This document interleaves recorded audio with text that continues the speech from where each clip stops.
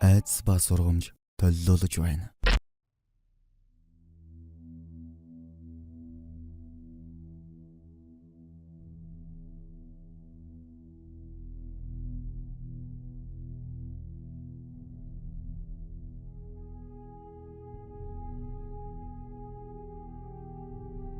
Надад нэг тохиолдсон явдлыг би их гайхаж байдаг юм. Одоогоос 5-6 жилийн өмнө болсон. Би гэдэг хүн хичээл номоо хаяад мал дээр байж ээж аавдаа туслаад сургууль хичээл гэдэг зүйлийг бараг л мартах шахсан. Гэтэл нэг л өдөр ээж аавтайгаа ярилцаад буцаад сургуулаа явмаар байна. Гээд гэрийнхэн ч ойлгож зөвшөөрөөд намайг аймаг руу явуулахар болсон юм.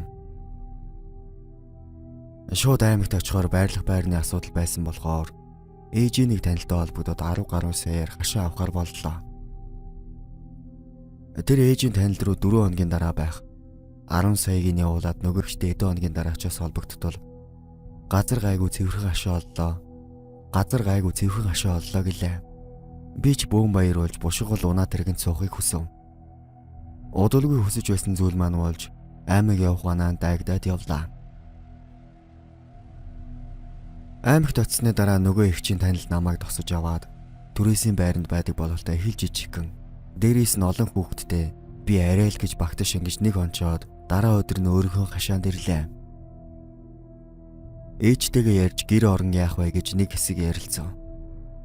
Хашаанд гэр эсвэл байшин байгаагүй. Тиймээс нэг бол гэр худалдаж авахар байсан. Ээж надад ээгийг ахын чи амбарт 5 антаа гэр байгаа гэлээ. Чи очоод тэрийг нь ав гээд үүнээс цааш гэр барих янзлах гээд их л юм болсон. Гэртээ онсон эхний өдрөөс л бүх зүйл эхэлсэн. Өвлийн хүүтэн шүн байсныг сайн санаж байна. Гэртээ галт үлчээ зурагт үзээд хөвтөд байж байтал хашааны хаалга нээгдэж байгаа юм шиг санагдав. Би ч хээ ах ирж байгаа юм болов уу? Эсвэл ээжийн танил гээ ихж ирж байна уу гэд бодоод байж байтал яалтчгүй засан дээр хүн явж байгаа чимээ гарав. Зурагтны дууга багасгаа сайн сонстол хүн хашаан дотор алхаадж байгаа юм шиг их л эвгүй мэдрэмж аваад хүнчлээ өөрийгөө орон тайвшрууллаа. Дараагийн өдөр нь бүр л илт мэдгдэг болсон. Ханхуй бүрий дөнгөж болвоогүй юу? Гэрийн бүрээс самартана. Гэр тойрч алхаад эхлэхдээ нь би айж хүнжил дотроо уйлана. Хэрв тухайн үед уцтай байсан бол ээжтэйгээ яриад багч болов тайвшрах байсан байх. 4 дахь өдрийн шөнөөс нэхлээ би зүүдлэх болсон юм. Тэр зүүд нэг хүн гэрийн тоонон дээр суучгаад наашаа гарan инээж тооноор орж ирээд над руу муугаа хашгирч байна гэж зөөдлөнө. Өдөр нь сургуулийн асуудлаас болоод гадуур явж оройтод гэрлүүгөө явахаас айгаад хий ахынд хоноод өглөө гэртээ очиж бушуугал гэрээ цэвэрлэж төлөө модоо оруулана. Сонин зүйл нь хажуу байлын нохоо над руу байнга дайрдаг байлаа. Ядарсан хүн гэртээ орж өдөр нь унтаад оройн сэрдэг нь харамсалтай. Шөнө 11 цаг үед би сэрлээ. Гэрлээ асаах гээд байж байтал биений хөдөлгөө болчихж. Би тэр үед зөнгөөрөл мэдэрсэн. Нөгөө юм гээд гинт дотроо бодоо сандраад тоон руу хартал зүүдэн байдаг юм наашаа харчихсан нүдээ их л том болгоо ширтэнэ. Өглөө шалан дээрээс сэрлээ. Гэр хүүтэн орчгож. Би тэр имийг харангуудаа ухаан алдсан байж. Гэтэл нөгөө зүйл өдрийн цагаарч хүртэл их мэдрэгдэх болсон. Нэг өдөр хээгийг ах маань нэмдэгт хэвтгэр болж би гэрт нь үлдэж нохоо моорнуудыг насрах ажилдаа үлдлээ. 10 хоногийн дараа гэртээ ирж түлээгээ гэрлүүгөө оруулаад шүн түлээ авах гэж гарах нь зүгээр л аимшигын зүйл болчихсон байлаа. Нэг өдөр хоолоо хийж идээд зурагтны дуугаа чангалаад нэг нэвтрүүлэг үзээд байж байтал шээс хүрээд яалтчгүй гарахаа болсон. 0 орж бийцчихэд гялс гэрлүүгөө орох гэтэл хаалга нээгддэггүй. Амандаа хараал урсгаж бурхан интерес гуугаад байж байтал яг миний ард мөрөн дээр нэг хүн толгоогоо тавих шиг болов. Би нүднийхээ булангаар хартал тайлбарлах боломжгүй нэг зүйл миний мөрөн дээр толгоогоо тавьчаад намайг ширтээ зогсож байлаа. Би ч зайл гэж орлон хашаанаас гарч гүгээд ангийнхаа хүүхдийн очоод ээж аваас нь гуугаад хонохоор болсон. Тийм зүйл тохиолдсон хүн унтаж чадахгүй уйлаад байдаг юм байна лээ. Маргааш нөгөө очиж ондог найз маань танаад хонё гэж хэллээ. Намайг барах хүн амтан зодоод байдаг юм уу гэж асууж гарлаа. Би ч яагаад тонох гээд байгаа юм гэж асуулгүй муухай бодолд автаж өөрийгөө л бодсон.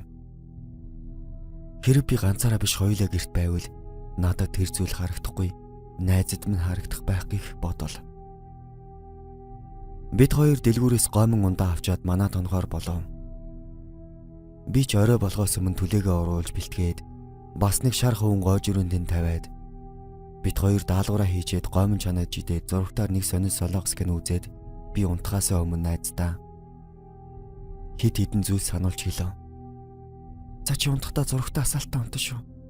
Гаалга яасан ч нээж болохгүй. Хэрвээ шээхэр бол гарах хэрэггүй шүү. Тэнд шар хуван шээч. Бас тоон руу харах хэрэггүй. Гээд сануулчаад унтаад өгөв. Гэтэл нөгөө зүуд зүүдлэгдээгүй. Байнга л зүүдлэгддэг зүуд. Байнга л зүүдлэгддэг зүудээ зүүдлэхгүй болохоор ашгүй ганц шүн 50 унтгана гэж бодтол нөгөө найз маань хажууд байдаггүй. Би ч хайгаад гэрлээ бушуухан асаагаад хаалга руу харлаа. Гэтэл хаалганы маань цоож нээлттэй байв. Тэгэд гарах гэд хаалгаад үлэхтэл нээгддэггүй. Яг л гаднаас хүн хаалга дарчихсан юм шиг хичнээн дүлгээд ч нээгдэхгүй байлаа. Яг тэр үед манай найз хинбэ туслаарай гэд миний нэрийг хэлээд ойрлохын сонсогдов. Би ч уйлаад хаалга нэг гэж хичнээн оролдоод ч нэгдэхгүй. Ядаж байхад найзын ойрлого чимээ алга болоод хажуу айлын ноход хуцалтаа зүгээр л өвчгмээр хэмжээний аимшигтай байлаа. Нэг л мэтгэд өглөө болчихсон. Энэ ёрын газараас явъя гэж сургууль явтал манай найз хичээлдээ ирээгүй байв. Хичээл тараад гэрт нь очтол ээжийн зарай сонирн болоод "Аа чи юу? Ор. Гэдэл манай найзын байгаа өрөөнд намайг оруулаад бид хоёрыг үлдэн хаалга хаасан. Гэтэл манай тэр найз яг л галзуурсан хүн шиг нүдэн тогтож ядан үе муухай хашгирч гомсаа мэрэн цус гартал хазаад гинэтл инээгээд уйлаад сонирн болчихсон байлаа. Энэ үед аав нь орж ирээд манай охиныг чи яачихсан юм гээд намайг загамдаж аваад загнаад байж байтал ээж нь орж ирээд бидний охин шүүлж яваа үгүй шүү дээ. Түүний битгий зэмэл. Гэхдээ би аав ээж хоёрын өмнө сөгдөж уучлаарай гэж хэлэн уйлсаар л байлаа. Тэр өдөр миний хувьд үнэхээр аимшигтай байлаа. Найзынхаа тийм байдалтай харах. Мөн аав ээжийнх нь өмнө өөрийгөө буруутай мэдрэх. Нилээн бодол тавтчихсан алхаж байгаад генетл гашааныхаа өдөнд ирчихсэн байв. Гэтэл хажуу айлын ихч гарч ирээд "Чи ямар сонио охин бэ? Энд ирсэн цагаасаа л сони эвгүй хөгжим хангинуулчих юм. Ядаж өдөр дээр хөгжмөө сонс. Бишүүн битий сонсоод бай." Гэж хэлэхэд нь би "Юу хөгжим бэ?" Гэтэл тэр ихч над руу айгүй сонин гараад яваад өгсөн. Би өглүүд амтан болж хичээлдэж явхаа болон өдөржин гэртээ байж шүн нөгөө зүйлийг нүднийхээ булангаар харан уйлж аимшигтай зүйдээ зүүдэлсээр хавар болголоо. Би бараг л галзуурч байсан. Шүн өөр газар очичихсан нүхүхэж байна. Заримдаа хар замын гол зогсон. Гэтэл яагаад ч минь зүйлс гинэтл гайгүй болчихсон. Одолгүй манай хотын ихч маань 2 хүүхэдтэйгээ манай тонхороо боллоо. Аймгийн захиргаан дээр ажил гарсан гэсэн байх. Би ч юу гэж ихчийг ховнчээ гэж хэлэхдээ "Ихчээ, та шүн гарч ирэхэр бол надтай хамт гарна шүү" гэж гэлэн унтахаар хэвтцгэлээ. Игч болон хүүхдтэй найл болох ойртоод энэ шүн бас юу болох болдоо гэсэн айцтай байлаа. Шүн 2 өнгөрч байгаад хүүхдүүд нь уйлалдаад би гэдэг амтан сэрэв. Сэрээд гэрэл асаагаад хартал игч маань байсангүй. Гарч ирэх гэж гарсан байх нь гэж бодоод хүүхдүүдийг нь хуурч тайвшруулад байж байтал игч гаднаас царайн сонин болоод ороод ирсэн. Би ч гадарлан Босож хаалгаад өгжөөд орондоо орохоор болоод байж байтал гадаа хашааны алга тас гээд дуурахтаа зэрэгцэн нохоонууд гоцолдож гэр самардаж хүүхдүүд нь уйлалдаад эхлэв. Арай гэж бүгд тайвшраа буцаад унтлаа. Хэдий үед чимбүү мэд. Нойр сэргээ дими хөрөөсөр байж байгаад баруун тал буюу хан руугаа хартал нэг сүүвийсэн тасгаар юм явган суудсан надлуу ширтцэн байж байлаа. Ээж маа намайг баг байхад айвал 100 тоолоод нүдэ нээвэл муу муухай зүйл алгуулна гэдэг байсан юм. Би ч ээжийнхээ хэлснийг бодон 100 тоолоод нүдэ нээтэл зүрх зогсогшгсан. Нөгөө хар зүйл чинь миний нүүрэнд тулчихсан цагаан чим шиг сони аимшигнүүдээр над руу шитцсэн байж байлаа. Энэ үед би ухаан алдсан юм болов эсвэл унтцсан ч байж магад. Өглөө босон гал түлээд цай чанаад байж байтал эгч маа надад хэлж байна. Эгч шүү 0 орох гэж гарсан юм аа. Тэгээд буцаад 0-оос гараад иртэл гэрийн хаалган дээр нэг юм орох гэж байгаа юм шиг байхаар нь хинбэгээд асуудалд юу ч хэлэхгүй гэрлүүгээ загаад өөр тишээ нэг заагаад эгч нь заасан зөвлөөн дагуулж харж байгаад үүд рүү хаартал хинч байгаагүй. Чи ямар хашаанд амьдраад байгаа юм бэ? За эгч нь ч явъя та гэд манахаас яваад өгсөн. Би ч эгчигээ онгууд дэсгэлгүй ээж лүү залгалаа. Өмнө 4-5 удаа ярьсан юм. Энэ удаа зориг гарган болсон бүх юмыг хэлдэл ээж юу гэж итгэх гэвдэ. Дими зүйл бодоод байвал хүн димил айдаг юм. Гээд л өөр зүйл яриад таслаа. Энэ явдлаас хойш ээж минь удалгүй манад ирлээ. Гэрийн бүрээс чи ягаад урагдсан юм?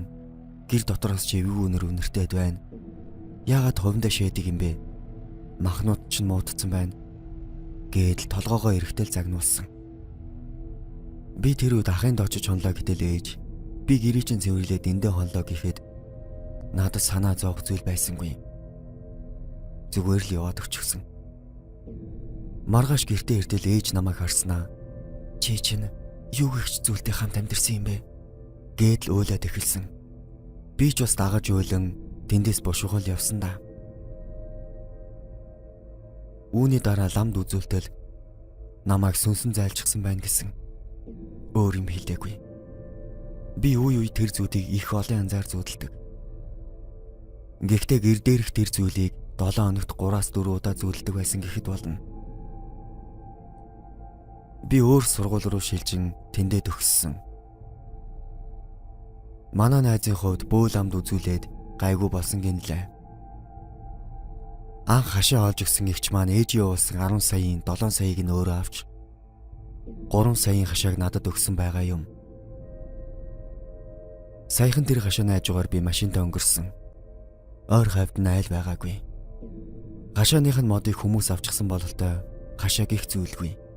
Нөгөө хээ ахын өгдөг гэрэл ганцаараа байна лээ. Миний өдийг хүртэл боддог ганц зүйл маань хээ ахаас авсан гэрт хорогдсон сүнс чөтгөр гэдэг нь үү?